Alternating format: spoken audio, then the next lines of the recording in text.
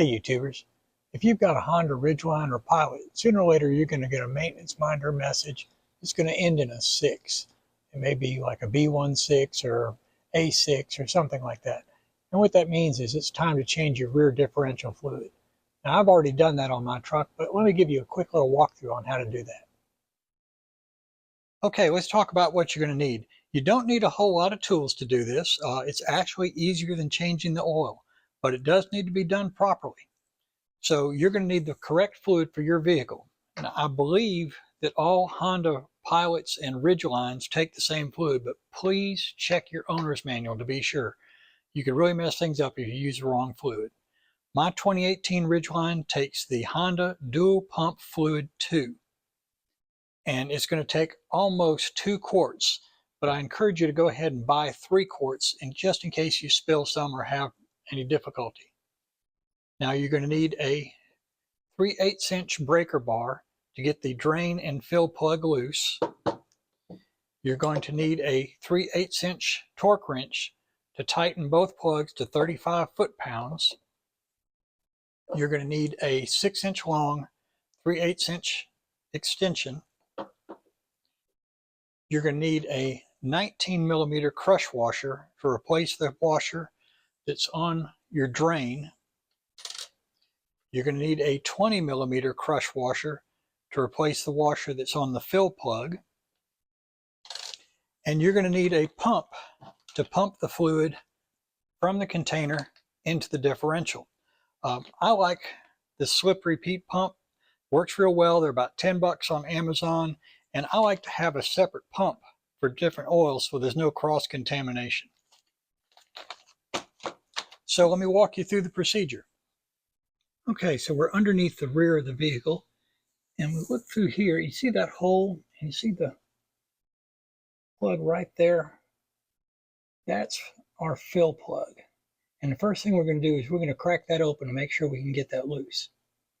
So we're going to take our 6" extension. I'm going to fit that directly into the hole there, and then you're going to attach your breaker bar to the extension. And the first thing you do is just crack that open. Just get it loose so you know that you can get it open. Sometimes these are tightened really tight from the factory. Okay, now we're looking at the rear differential from the driver's side. And this is our drain plug right here. We're going to attach our breaker bar directly to that plug. We're going to break that loose. We're going to go ahead and take it out and let all the fluid drain into our pan. Now there's a magnet on the end of that. We'll need to clean up any debris that's on that magnet. There may be a little bit of metal shavings on there. A little bit is normal. If there's more than a little bit, then you might be a little concerned. But just clean that up nice. Clean up the plug and clean up the surrounding mating surface. And once you've let all the fluid drain out, put your new crush washer in and go ahead and tighten this to 35 foot-pounds. Okay, we're back here at the rear of the vehicle. We've drained out all the fluid, we've cleaned the mounting surface, and we've reinstalled a fresh crush washer, and we've reinstalled the drain plug. So we're going to go ahead and remove this fill plug all the way. We're going to clean up the plug. You're going to insert your hose from your pump here, and you're going to pump in fluid until it will no longer hold any more fluid. You should use almost 2 quarts.